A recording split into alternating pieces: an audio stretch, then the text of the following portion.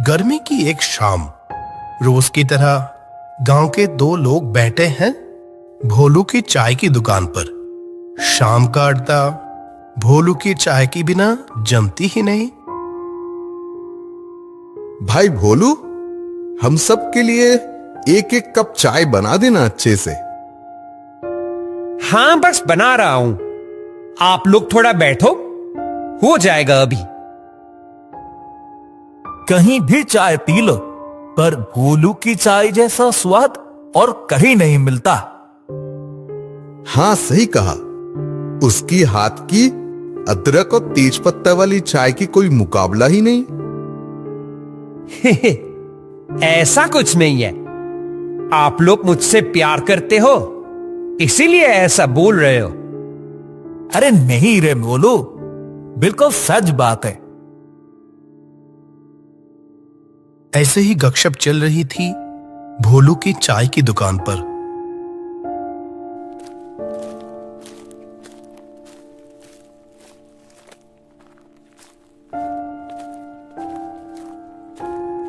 अरे वो देखो, मास्टर जी आ रहे हैं। मास्टर जी, आइए आइए, इधर आइए। अच्छा, तुम लोग यहीं हो? हाँ, हम सब यहीं हैं आज। इस गर्मी के समय दिन भर की मेहनत के बाद भोलू की दुकान की चाय तो पीनी ही है। भोलू, मास्टर जी के लिए भी एक कप चाय बना दे, सब साथ में पिएंगे। हाँ, वो चाय बनाए, तब तक हम लोग बातें शुरू करते हैं। क्या कहते हो? अच्छा मास्टर जी, आप तो कितने सुंदर भूत की कहानियां लिखते हैं। पिछले महीने आपकी जो भूत की कहानी की किताब निकली ना, मेरे बेटे को खरीद कर दी थी, तो बहुत पसंद आई है उसको। ऐसा क्या? हाँ मास्टर जी, और नहीं तो क्या। अच्छा, आपने अपनी जिंदगी में सच में कभी भूत देखा है? हाँ हाँ, बताइए ना, देखा है? भूत? हाँ, देखा है। देखा है तो बताइए ना वो कहानी। अभी चाय पीते पीते भूत की कहानी सुनने में बहुत मजा आएगा। बहुत साल पहले मैं सच में एक भूत के चक्कर में पड़ गया था। फिर वहां से जैसे बचकर आया था। वो भी एक अजीब कहानी है। वही कहानी तुम लोगों को सुनाता हूं आज। सुनो। हाँ हाँ मास्टर जी, बताइए बताइए। तब मैं इस बिलासपुर गांव में नहीं आया था। गोरखपुर गांव में प्राइमरी स्कूल का हेडमास्टर था। मेरे पिताजी के साथ उस गांव में रहता था तब। तो उस बार क्या हुआ, मोहन से कितने दिनों से मुलाकात नहीं हुई। पता नहीं, उसके लिए दिल बहुत घबराया हुआ है। उसे देखने की बहुत इच्छा हो रही है। आज कितने साल हो गए उससे बात किए हुए। मन उदास हो गया होगा शायद। वो तो है, बहुत दिन बात नहीं हुई, लेकिन पता नहीं क्यों कुछ दिनों से दिल में अजीब सी घबराहट हो रही है। उसे कुछ हुआ तो नहीं होगा ना? सोच रहा हूं एक बार उसके घर से घूम आऊं। क्या कहते हो पिताजी? कितने दिन पहले गया था, रास्ता सही से पहचान पाएगा? हाँ, क्यों नहीं। बचपन से वही तो कितने साल बिताए हैं। वो तो है, बहुत साल वहां नौकरी की थी, फिर तो यहां आ गए। ठीक है, तेरा जब दिल कर रहा है, जा घूम के आ। हाँ, कल ही निकल पड़ता हूं। रविवार को गोरखपुर से ट्रेन पकड़कर निकल पड़ा बादलपुर के लिए। जैसे जैसे बादलपुर की तरफ बढ़ने लगा, बचपन की सारी यादें जैसे दिल में जमा होने लगी। कुछ साल पहले भी तो आया था मोहन के घर, लेकिन तब तो ऐसा कुछ नहीं लगा था। तो अब क्यों ऐसा लग रहा है बार बार? बादलपुर जब पहुंचा तब शाम ढलकर रात होने लगी थी लगभग। स्टेशन के बाहर एक भी रिक्शा दिखाई नहीं दिया। ये जगह वैसे की वैसे ही रह गई। शाम होते ही कुछ नहीं मिलता और ना रुककर चलना शुरू किया। रास्ते के बगल में ही देखा एक मिठाई का दुकान। मेरा दोस्त दही खाना पसंद करता है, इसलिए सोचा उसके लिए थोड़ा दही ले लेता हूं। भैया, आपकी दुकान की दही खत्म हो गई, 1 किलो मिलेगी क्या? आपकी किस्मत बहुत अच्छी है। 1 किलो तो नहीं, पर 500-600 ग्राम हो जाएगी। चलो, बहुत अच्छा हुआ, जल्दी से दे दो फिर। और हां, रायपुर जाने के लिए यहां कोई रिक्शा मिलेगा क्या? नहीं साहब, अब तो कुछ नहीं मिलेगा। अब तो यहां से पैदल ही जाना होगा। इसके अलावा और कोई उपाय नहीं है। अच्छा, गांव के शमशान की तरफ से एक रास्ता था ना, जिससे जल्दी पहुंच जाते थे? देखा, मेरी बात सुनकर दुकानदार का चेहरा जैसे फीका पड़ गया। वो बोला,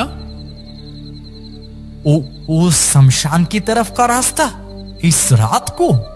साहब, इस समय भूल कर भी उस रास्ते पर पैर मत रखिएगा। क्यों? साहब, उस रास्ते पर इस समय भूतों का डर है।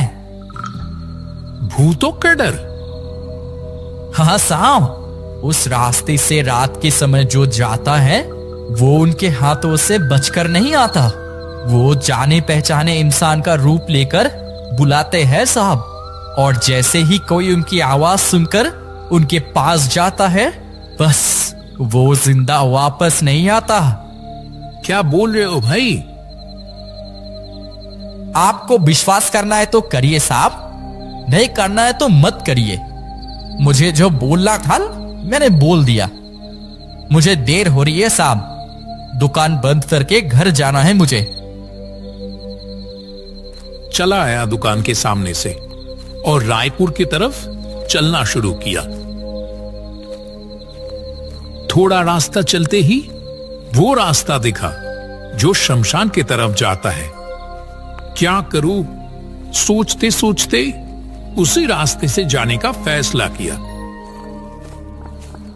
इधर उधर की बातें सोचते सोचते पता नहीं कब शमशान के पास आ गया। वो सामने दिख रहा है शमशान, चारों तरफ अंधेरा छाया हुआ है, चिता पड़ी है और अजीबोगरीब आवाजें आ रही थी।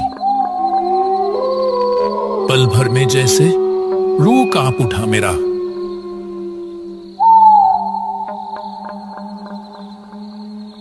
आशु, मुझे बहुत तकलीफ हो रही है, थोड़ा मेरे पास आएगा?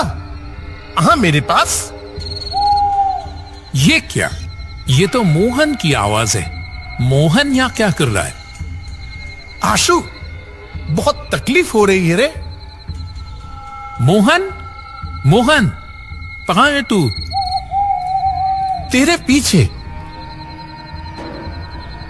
पीछे मुड़ते ही देखा, ठीक वही बरगद के पेड़ के नीचे सिर झुकाकर बैठा है कोई। मोहन, मोहन, क्या हुआ तुझे? यहां क्यों बैठा है? कोई जवाब नहीं आता।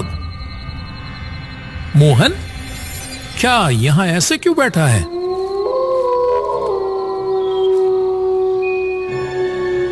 उस चेहरे को देखकर डर से चौंक गया मैं। ये मेरे दोस्त मोहन नहीं है, ये तो कोई और है। तो क्या ये वही मिठाई की दुकान वाले का बताया हुआ वो भूत है? कहां जा रहा है? मेरे पास आ।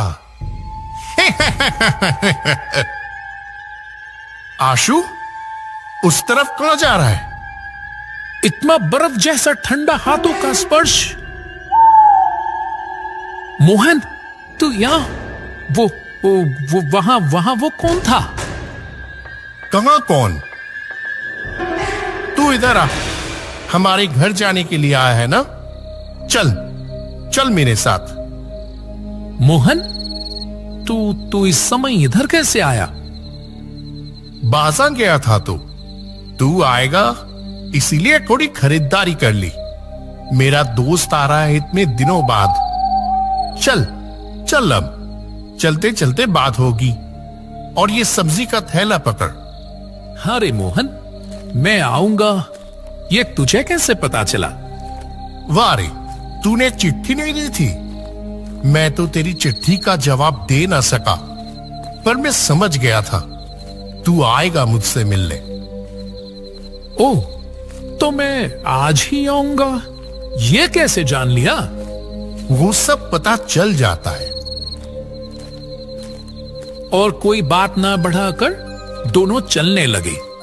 लेकिन मोहन बहुत देर से देख रहा हूं कि मेरे साथ साथ ना चलकर मेरे पीछे पीछे आ रहा है।